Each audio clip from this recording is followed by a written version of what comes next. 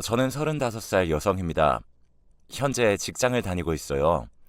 홀어머니 밑에서 어렵게 살면서 어린 나이에 가난까지 겪어가며 참 힘들게 살아왔죠. 아버지는 초등학교 때 돌아가셨습니다. 술을 워낙에 좋아하시던 분이라 늘 술을 입에 달고 사셨죠. 아빠는 일용직을 하시며 하루 벌어 몇 날 며칠을 술을 드시는 생활을 반복했고, 그 덕분에 엄마는 집에 생활비 하나 보태주지 않는 아빠로 인해 홀로 외동딸인 저를 키워내셨습니다.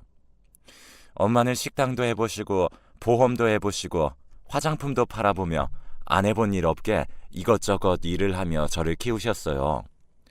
그런 엄마의 노력을 알았기 때문에 저는 꼭 성공해서 엄마를 호강시켜주고 싶었어요. 아빠는 미웠지만 그래도 잠깐 동안 술을 안 마시는 아빠는 저에게는 참 다정하신 분이기 때문에 어떻게든 제가 술을 끊도록 해드려보고 싶었어요. 하지만 제가 중학교 들어가기 전 초등학교 6학년 때 당뇨에서 합병증이 와서 갑작스럽게 돌아가시게 되었고, 그때부터 엄마는 정말 혼자가 되어 저를 키워내셨습니다. 주변에서는 재혼도 이야기하는 듯 했지만 엄마는 재혼한다면 저에게 절대 도움되지 않을 거라고 하시면서 오로지 저만 보며 그 외로운 인생을 살아내셨습니다. 그래서 저도 악착같이 공부했습니다. 엄마 하나만 보며 엄마가 저로 인해서 호강하실 수 있도록 말이죠. 그 노력 덕분에 저는 고등학교 3년 내내 전교 등수에서 떨어진 적이 없었고, 서울에 꽤나 좋은 명문대로 들어가서 졸업까지 마쳤어요. 졸업 후에는 월급을 많이 주는 곳으로 들어가 취직을 했고, 그때부터는 엄마에게 매달 용돈 드리고 맛있는 거 사드리면서 조금씩 여유 있는 삶을 살 수 있었습니다. 엄마도 그때부터는 식당살이를 마치고 평소에 본인이 너무나 하고 싶어 했던 뜨개 공방을 차려 동네 아주머니들을 대상으로 뜨개질하면서 취미도 즐기고 돈도 버시면서 그렇게 소소하게 살아가셨습니다. 저는 그 모습이 보기 좋았습니다. 하지만 엄마는 젊을 때부터 오랜 시간 고생을 한 탓에 몸이 많이 좋지 않으셨어요. 이미 관절은 많이 망가져 있었고 허리도 좋지 않아 늘 병원에 다니면서 물리치료를 받으셔야만 했죠. 저는 엄마의 걱정이 더 나빠지기 전에 결혼해서 손자라도 얼른 볼 수 있게 해주고 싶은 마음이 컸습니다. 마침 그 시기에 저에게 다가오는 직장 동료가 한 명 있었어요. 저에게 호감이 있다는 건 알고 있었지만 어디에서 제가 소개팅을 받기로 했다는 걸 들었는지 그때부터 본격적으로 저에게 다가오기 시작하더군요. 그래서 저는 직장 동료에게 부탁해서 하려고 했던 소개팅도 취소하고 그 남자에 대해 더 알아볼 겸 조금씩 만나봤습니다. 근데 만나면 만날수록 괜찮은 사람이라는 게 느껴지더라고요. 적당히 매너 있고 젠틀해서 인기도 많을 것 같은 사람이 제가 좋다고 하니까 저는 더 설레고 기분도 좋았고요. 그래서 정식으로 교제까지 받아들이게 되었고, 저희는 2년 정도 연애를 하다가 결혼까지 하게 되었어요. 그 사람은 저에게 첫 남자였습니다. 그동안은 공부한다고 일한다고 누구도 만날 수가 없었는데 직장에서 안정적인 생활을 얻고 나니 여유가 생겨 만나게 된 사람과 한 번에 결혼까지 하게 된 거였어요. 결혼 후 이 사람은 역시나 저에게 잘해주더군요. 자상한 남편이었습니다. 하지만 남편보다도 더 좋았던 건 저희 시어머니였어요. 저희 시어머니 역시 남편을 젊어서 잃고 저희 남편을 어렵게 키우셨어요. 저희 남편은 밑으로 남동생이 하나 있었는데 그 둘을 키우느라고 더 많은 고생을 하셨죠. 특히나 저희 도련님은 망나니 기질이 있어 늘 술을 마시고 사고치고 다니는 게 일상이었습니다. 그것 때문에 남편과 연애를 할 때도 남동생이 사고친 거 수습하는 모습을 본 게 한두 번이 아니었고요. 제 남편도 지 동생이라면 치가 떨린다고 그럴 정도니 시어머니는 얼마나 더 힘들게 키우셨겠어요. 그래서 그런지 저희 엄마와 처음 상견례 자리에서부터 많이 통하시는 것 같더라고요. 서로의 아픔을 잘 알기도 하고 워낙에 두 분 다 말씀이 없으시고 조용하신 분들이라 그런지 그런 성품들이 잘 맞는 듯 했어요. 어느 날 보니까 저희 엄마 공방에 시어머니가 놀러와서 같이 뜨개질을 하고 계시더라고요. 어머, 어머니, 여기까지 어쩐 일이세요? 저 보러 오신 거예요? 아니, 내가 널 보러 사돈 뜨개방에 왜 오니? 당연히 사돈 뵈러 왔지.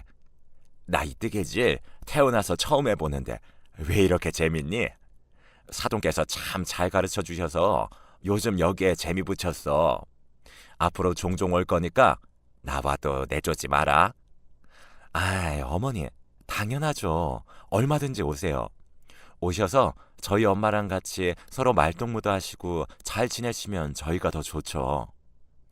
두 분의 사이는 저와 남편이 봐도 참 좋아 보였습니다.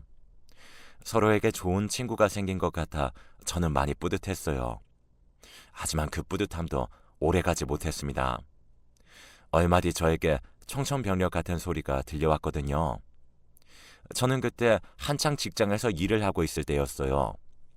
업무 시기적으로도 많이 바쁜 때였기 때문에 이리저리 뛰어다니느라 주변을 돌아볼 새가 없었어요. 그래서 늘 전화도 진동으로 해놓고 받지 못하던 때가 태반이었죠. 그날도 마찬가지였습니다. 저는 전화기를 진동으로 돌려놓고 열심히 일을 하고 있었어요. 저나 남편이나 같은 회사였기 때문에 서로 둘 다 바쁜 건 매 한 가지였습니다. 서로 일을 하느라 핸드폰으로 연락을 받지 못하고 있던 상황에서 겨우 급한 일을 하나 맞춰놓고 저는 잠깐 숨을 돌릴 겸 핸드폰을 봤습니다. 그런데 모르는 번호로 부재중 전화가 3번이나 와 있었고 나머지는 저희 시어머니에게서 전화가 10통이 넘게 와 있었어요. 저는 무슨 급한 일이길래 전화를 이렇게나 많이 하셨나 싶어서 얼른 어머니에게 전화를 드렸어요. 어머니, 무슨 일이세요? 전화를 왜 이렇게 많이 하셨어요? 죄송해요. 핸드폰을 진동으로 해놓고 가방에 넣어놨더니 전화 온 걸 이제 알았네요. 아이고, 왜 이렇게 전화를 안 받아? 일단 얼른 민준이랑 병원으로 좀 와. 지금 사돈이 많이 다치셨어. 오늘 장 보러 나갔다가 뺑소니를 당하셨나 봐. 급하게 병원으로 모시긴 했는데 지금 의식이 없으시다. 병원에서는 계속 지켜봐야 한다는데 아마도 의식이 돌아오기 힘들 거래. 그러니까 얼른 와, 얼른. 저는 청천벽력과도 같은 소리에 너무나도 놀라 얼른 병원으로 달려갔습니다. 엄마는 수많은 기계들을 몸에 매달은 채 응급실 베드 위에 누워 계셨어요. 어머니, 이게 무슨 일이에요? 저희 엄마 왜 여기에 누워 계세요? 왜요? 아가, 어쩌니 이걸 어쩌면 좋아. 그 뺑소니가 음주운전자였나 봐. 횡단보도 건너고 있는데 갑자기 와서는 치고 간 것 같아. 병원에서는 보호자한테 알려야 하니까 너한테 먼저 전화를 한 것 같은데 너도 안 받고 사위도 안 받고.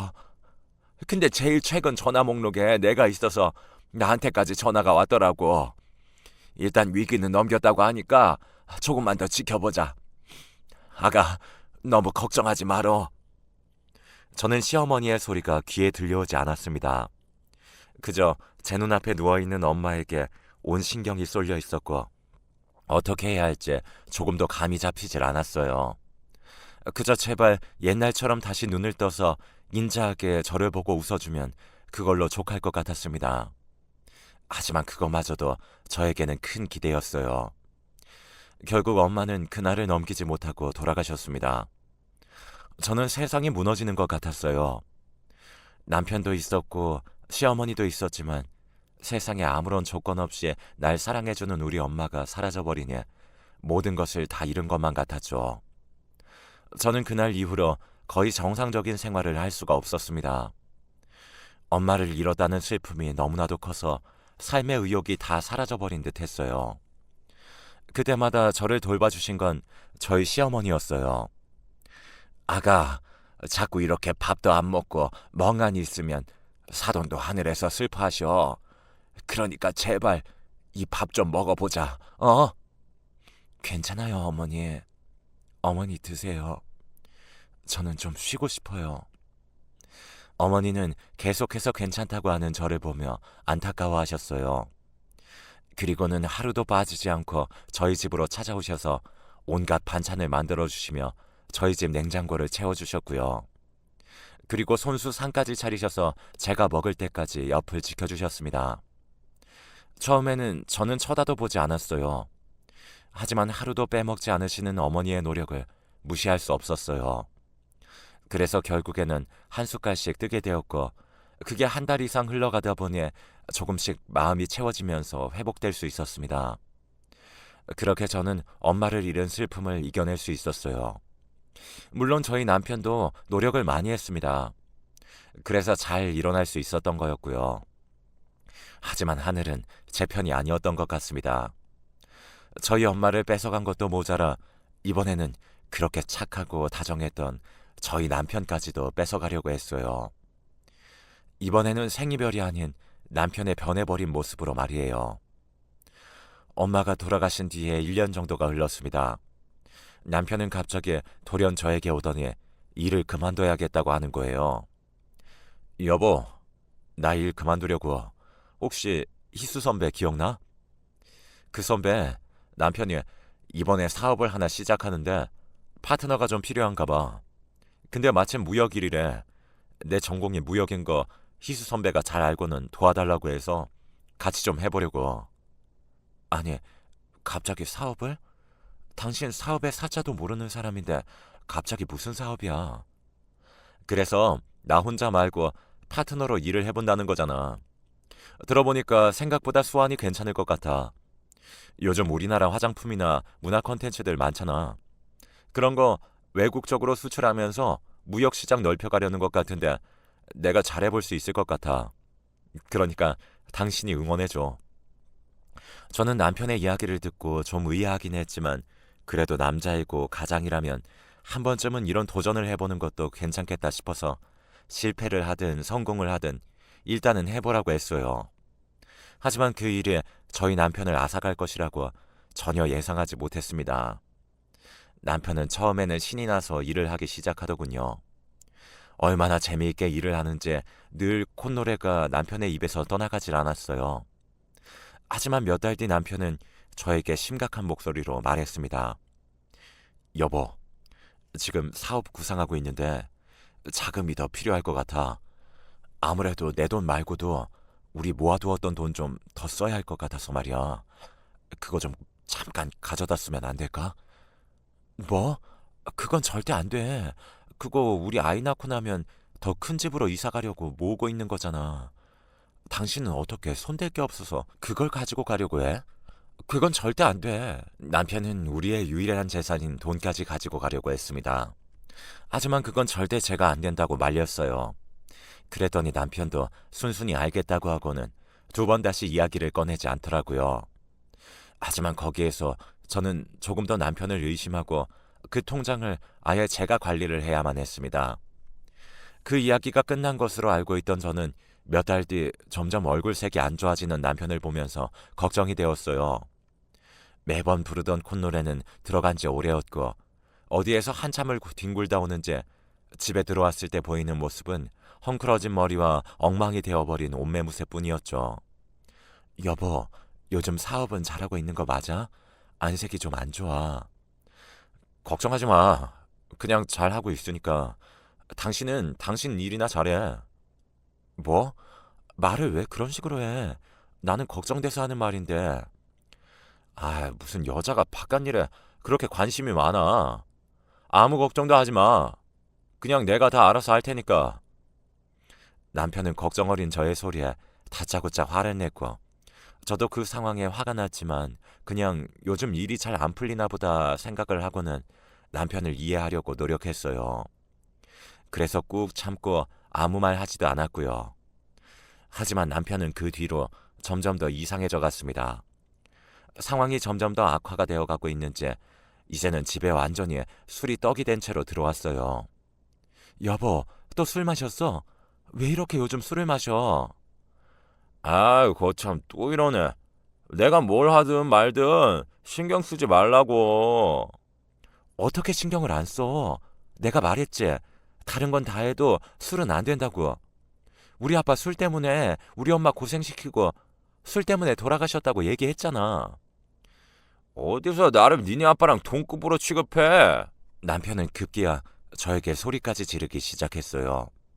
저는 그 모습을 보고는 기가 차 말이 나오지 않았고요. 그리고 좀 무서웠습니다. 처음 보는 남편의 태도였거든요. 저희 시어머니도 남편의 이런 모습을 보면서 처음에는 많이 말리셨습니다.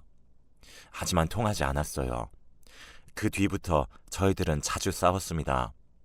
남편은 하루도 빠짐없이 술을 마셨고 집으로 돌아왔을 때 저는 그 모습이 보기 싫어 남편에게 소리를 질렀어요.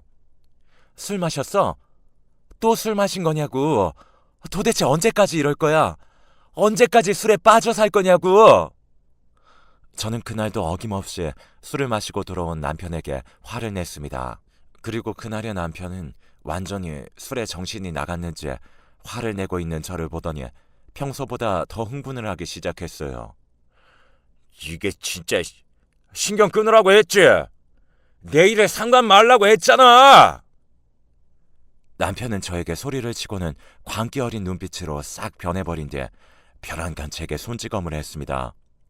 정신적인 충격이 컸던지 머리가 띵하고 온 신경이 다 욱신거리는 듯 했습니다. 저는 그 자리에서 충격을 받아 일어나지 못했어요. 남편이 저를 때렸다는 사실이 믿기지 않았습니다. 남편은 저를 때려놓고도 분이 풀리지 않는지 저에게 다가오려고 했어요. 하지만 그때 저는 눈에서 광기가 아직 안 빠진 남편의 모습을 보고 위협을 느끼게 되면서 시댁으로 도망을 가버렸습니다. 뒤늦게 정신이 차려지면서 그때부터 눈물이 나더군요. 시댁집까지는 걸어서도 갈 수 있었기 때문에 한 20분 동안 걸어가며 내내 정신 나간 여자처럼 울었습니다. 그리고 시댁으로 가서 모든 사실을 어머니께 말씀드리며 눈물을 흘렸어요. 어머니는 저의 이야기를 듣더니 완전히 화가 나 당장 달려가서 남편을 가만두지 않겠다고 하셨습니다. 하지만 저는 처음 보는 남편의 모습을 떠올리며 어머니에게도 어떻게 할지 모르겠다는 생각이 들어 말렸어요. 그리고 그 다음날 조심스럽게 집으로 어머니와 같이 들어가 보려고 했어요. 근데 남편은 아침 일찍 술이 깨고 전날 본인이 한 짓이 기억이 났는지 저희가 집으로 가기 전에 시댁으로 왔습니다. 그리고는 제 앞에 무릎을 꿇고 용서를 구했어요. 여보, 미안해. 어제는 내가 정말 정신이 나갔었나 봐. 나 다시는 안 그럴게.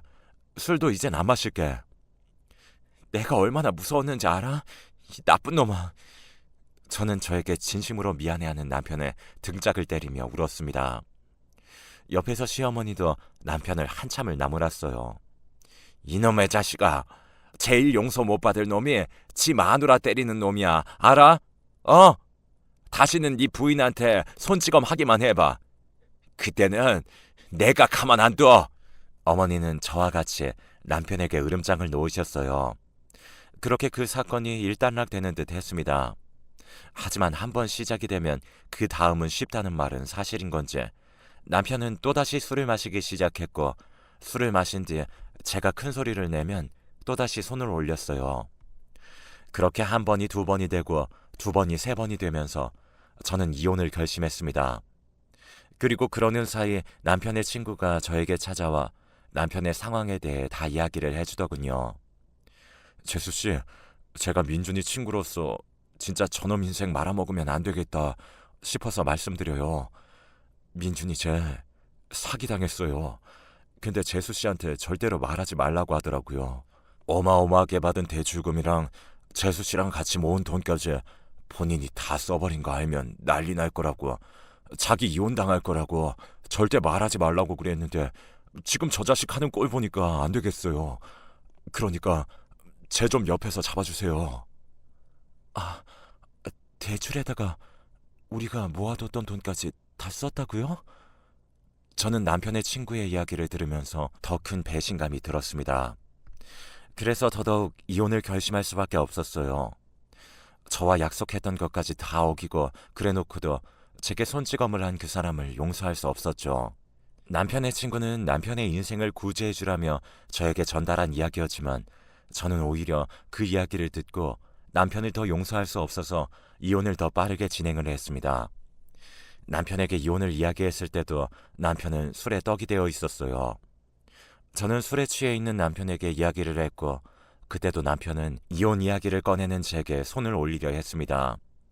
저는 결국에는 이 상태로는 도저히 같이 지내는 것도 안 되겠다 싶어서 집을 나와버렸고 회사 근처에 있는 원룸으로 집을 잡아놓고는 별거를 하다가 겨우 이혼을 할 수 있었어요. 이혼을 할 때 다른 건 걸리는 게 하나도 없었어요. 오직 우리 엄마처럼 저를 아껴주고 사랑해 주었던 시어머니만이 제 마음속에 걸림돌로 다가왔어요. 그래서 이혼을 결심하고 나서 남편에게 이야기하기 전 미리 어머니에게 찾아가 말씀을 드렸어요. 저는 처음 제가 맞은 날 이후 심적으로 저에게 많이 미안해하시고 힘들어하셨던 어머니를 생각해 그동안 제가 맞고 지낸다는 이야기를 하지 못했어요. 그리고 그날 이혼을 말씀드리면서 모든 사실을 다 털어놓았습니다. 어머니, 죄송해요. 그동안 어머니 많이 힘들어하실 것 같아서 말씀 못 드렸는데 저 그이한테 많이 당했어요. 첫날 그랬던 이후로 계속해서 손을 올리더라고요. 근데 이제는 정말 못 견디겠어요. 그래서 이혼하려고요. 이해해 주세요. 어머님, 죄송합니다. 뭐야? 이혼이라고? 아이고, 이게 무슨 일이야? 아가, 그동안 왜 말을 안 했어? 그럼 내가 그 자식을 어떻게든 너한테 싹싹 빌게 만들었을 텐데 왜 참았어, 왜? 어머니는 크게 한탄하시며 제 앞에서 많이 우셨습니다. 그런 어머니를 부둥켜 안고 저도 같이 울었어요. 어머니는 제가 이혼하고자 하는 것에 대해 바로 동의를 하셨습니다. 본인 아들이지만 절대로 용서하지 말라고 하시면서요. 그렇게 이혼을 하고 완전히 남남이 된 이후로 저는 어머니도 찾아뵙지 않았습니다. 어머니를 뵈러 가면 전 남편도 자연스럽게 볼 수밖에 없을 것 같았기 때문이었죠. 매정하다고 해도 소용없었어요. 하지만 어머니는 제가 이혼한 그 해부터 시작해서 저에게 김장철이 지나고 나면 늘 잘 담가진 김장김치를 회사로 3통씩이나 보내셨어요. 그리고 그 김치통에는 정갈한 글씨로 본인이 직접 쓰신 제 이름이 적혀 있었죠. 저희 엄마가 돌아가시고 나서 또 무슨 큰일이 났을 때 연락 안 되는 걸 방지하기 위해 그때는 저희 회사와 위치, 번호까지 전부 다 알려드렸었는데 그걸 기억하시고는 계속해서 회사로 보내시는 듯 했어요. 저는 처음에는 그 김치를 다시 돌려보냈었습니다. 어머니 집 주소를 알았기 때문에 남편과 마주칠까 무서워 직접 가지 못하고 저도 택배로 그걸 돌려보냈었어요. 하지만 매년 어머니는 포기하지 않고 저에게 같은 시기에 김치를 보내셨습니다. 그 세월이 무려 7년이었어요. 저는 3년째까지도 다시 보냈지만 3년째에도 보내시는 걸 보면서 그때부터는 눈물을 흘리며 그 김치를 먹었습니다. 평소 저를 끔찍하게 생각하셨던 어머니를 알았기에 그 김치를 어떤 심정으로 보내셨는지는 처음부터 잘 알고 있었거든요. 하지만 더 매정하게 남편과의 연을 끊어내기 위해서 돌려보냈던 건데 혼자 사는 세월이 길어지면서 저도 외로웠던 터라 어머니가 보내주시는 김치가 저에게는 유일한 위로였습니다. 그래서 4번째 해부터는 그걸 그냥 받아서 먹었던 거예요. 그 뒤로 7년째가 되어 또 3통의 김치가 회사 앞으로 배달되었습니다. 저는 이번에는 김치를 받아들고는 큰 결심을 하게 되었어요. 제가 이혼을 할 때도 어머니의 나이가 적지 않으셨는데 7년이 지난 이맘때는 어머니의 나이가 벌써 70대 중반을 넘어가고 있을 때였고 김치를 혼자 담그시기에는 많이 힘드실 거라고 생각했기 때문이었죠. 그래서 이제 그만 보내셔도 된다고 그동안 감사했다고 인사를 드려야겠다는 생각이 들었습니다. 물론 여전히 저에게는 남편의 가정폭력에 대한 상처가 남아있었기 때문에 쉽사리 연락을 드리기가 어려웠지만 정말 큰 용기를 내서 제가 알고 있던 어머니의 번호로 전화를 걸었어요. 한참 신호음이 가고 나서 어머니께서 전화를 받으시더군요. 여보세요. 어머니, 저예요. 아가. 이혼한 뒤 번호를 바꾼 터라 어머니는 저인지도 모르고 받으셨을 텐데도 제가 어머니라고 부르는 소리 하나에 바로 제가 누구인지 알아보셨어요. 그리고는 평소에 늘 저를 불러주셨던 것처럼 따뜻하게 불러주셨습니다. 저는 어머니의 목소리를 듣자마자 눈물부터 났어요. 그리고는 용기를 내서 남편이 모르는 곳에서 뵙자고 말씀드렸고 저희는 회사와도 좀 떨어진 곳에서 만났습니다. 어머니, 나와주셔서 감사해요. 오시는데 힘들진 않으셨어요? 힘들기는 우리 아가가 보자고 하는데 와야지. 그래도 네가 택시 보내줘서 편하게 왔다. 다행이에요. 가실 때도 제가 택시 잡아드릴 테니까 꼭 그거 타고 들어가세요. 그래, 우리 아가. 하라는 대로 할게. 어머니의 대답을 끝으로 저희 둘 사이에 침묵이 있었습니다. 그리고 제가 먼저 입을 열었어요. 어머니, 그동안 김치 보내주신 거 잘 먹었어요. 맛있게 먹었어요. 정말 감사해요. 그랬어? 다행이다. 그래도 네가 평소에 내 김치 잘 먹었잖니. 그거 하나만 있어도 밥을 어찌나 뚝딱뚝딱 잘 먹어서 예뻤는지. 그때마다 애미 마음이 얼마나 기뻤는지 몰라. 그러셨어요? 어머니 음식은 늘 항상 다 맛있었어요. 그런데 어머니, 이제 안 보내셔도 돼요. 어머니 연세도 있으신데 김치 담그시는 거 힘드실 거 아니에요. 제가 용돈 보내드릴 테니까 이제 김장철마다 사서 드시고 저한테도 그만 보내세요. 그 말씀 드리려고 오늘 뵙자고 한 거예요. 뭐, 아니다. 담가 먹으면 될걸 뭐하러 사 먹니? 그리고 너한테도 보내지 말라니. 너한테 김치 보내는 게 나한테는 제일 큰 행복인데. 아니에요, 어머니. 저한테 그만 잘해주셔도 돼요. 제가 뭐라고요. 어머니 아들도 버린 사람인데 뭐가 예쁘다고 김치까지 담가주세요. 그만하세요. 그러지 마라, 아가. 네 시애미 내치지 마. 난 네 애미 도리를 하고 사는 것뿐이다. 제발 그것만은 막지 말아줘. 안 된다. 어머니, 저한테 김치 보내주시는데 무슨 소리예요? 그러지 않으셔도 돼요. 아니, 그게 아니고 아가, 실은 그 도리에 사돈한테 아는 거야. 사돈이 살아계실 때 너네 결혼하고 얼마 안 돼서 둘째 녀석이 사고를 하나 크게 쳤었어. 친구들이랑 술을 마시다가 옆 사람들이랑 시비가 붙었는데, 그래서 그때 몸싸움을 하다가 같이 싸운 사람 중에 하나가 머리를 좀 크게 다친 거야. 그 집에서는 둘째를 감방에 보내겠다고 난리를 치는데 그때 내가 가서 정말 싹싹 빌었거든. 그런데 다행히도 그 다친 사람의 의식이 돌아왔고 회복도 잘 될 것 같다고 의사소견이 나왔어. 하지만 어쨌든 둘째 때문에 다친 건 맞으니까 그쪽에서는 보상하라고 난리를 치는데 합의금 2천만 원을 달라고 하더라고. 근데 너네 결혼시키고 그 큰돈이 나한테 없잖아. 내가 걱정이 돼서 사돈한테 하소연한다고 말했던 걸 사돈이 글쎄 비자금으로 모아둔 돈이 있다면서 그걸 나한테 가지고 왔다. 그 돈 덕분에 둘째가 감방 신세를 면할 수 있었어. 그때 정말 내가 얼마나 사돈한테 미안하고 고마웠는지 몰라.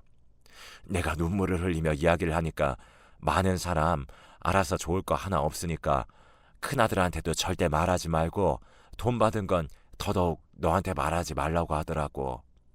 그리고 정 고마우면은 너한테 잘해주라고 친딸이라 생각하고 혹여라도 본인이 세상에 없으면 자기 대신에 엄마 노릇 해주라면서 그렇게 이야기를 했었어. 근데 그게 진짜로 그렇게 되어버릴 줄은 몰랐던 거지. 우리 둘 다.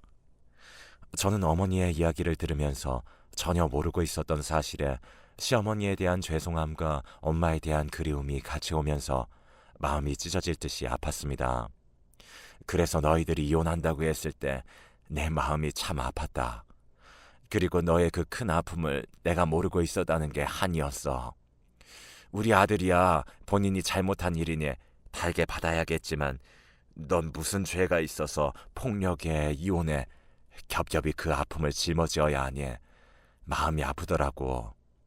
게다가 널 친딸처럼 생각해달라는 사돈의 말도 생각나서 더 가슴이 아팠고 그래서 김치라도 보내면서 내 도리를 다해야겠다 생각한 거야. 너를 생각한 것도 맞지만 나를 도와준 사돈에 대한 도리였다. 그게 내가 할 수 있는 최선의 도리였어. 어머니, 몰랐어요. 도련님도 그렇고 어머님이 그렇게 힘든 일을 겪으신 것도 몰라서 죄송합니다.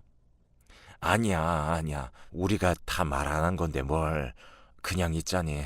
아가, 내가 보내주는 김치에 그것만 제발 그냥 받아줘. 힘들면 내가 알아서 그만둘게. 내가 할 수 있을 때까지는 너한테 뭐라도 할 수 있게 해줘. 네, 네, 어머님. 그렇게 할게요. 어머니께서 보내주시면 저 맛있게 먹을게요. 저는 친정엄마와 시어머니의 깊은 사연을 듣고 차마 거절할 수가 없었어요.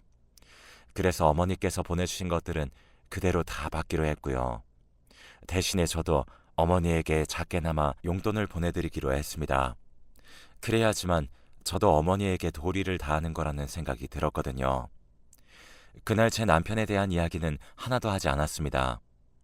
그 뒤부터 저는 어머니와 만남을 다시 하기 시작했고, 남편은 다행히도 저와 이혼 후에 정신을 조금씩 차려 지방으로 혼자 내려가 일을 하고 있다는 이야기를 전해 들었습니다. 지금은 착실하게 잘 살고 있다는 이야기를 들은 뒤에도 저는 여전히 남편을 다시 만날 생각은 하지 않고 있어요. 그저 지금은 엄마 대신에 저희 어머니와 가끔씩 왕래를 하며 안부를 전하고 맛있는 것도 사드리고 있습니다. 김치도 잘 받고 있고요. 요즘은 반찬도 종종 보내주세요. 그게 기쁨이라고 하시는데 저도 막을 수가 없네요. 어머니는 본인 아들은 비록 이 모양 이 꼴이었지만 그래도 세상에는 괜찮은 사람이 훨씬 더 많으니까 저보고 얼른 좋은 사람 만나 연애도 하고 다시 결혼도 하라고 하시는데, 사실 저는 아직까지는 생각이 없습니다. 나이가 차고 있긴 하지만 매번 실패를 크게 해서 그런지 결혼에 대한 생각이 없는 상황이죠. 그래도 좋은 사람이 나타난다면 또 모르죠. 그때까지는 일에 집중하면서 살 계획이에요. 한번 믿었던 사람에게 크게 당하고 나니까 그 다음부터는 누구를 만나는 게 쉽지가 않아요. 그건 여러분도 아마 공감하실 것 같네요. 저는 결혼에는 실패를 했지만 그래도 그 결혼 덕에 엄마를 잃었어도 또 다른 엄마를 얻을 수 있었습니다. 그리고 지금은 혼자 사는 삶에 나름 잘 적응하며 잘 살고 있고요. 누가 보면 불쌍한 인생이라고 할 수도 있지만 저는 현재 매우 만족하며 잘 살고 있어요. 그러니까 앞으로의 저의 삶도 응원해 주시길 바랄게요. 여러분도 늘 행복하시고요. 좋은 일이 삶에 가득하시길 응원하겠습니다. 긴 사연 들어주셔서 감사합니다.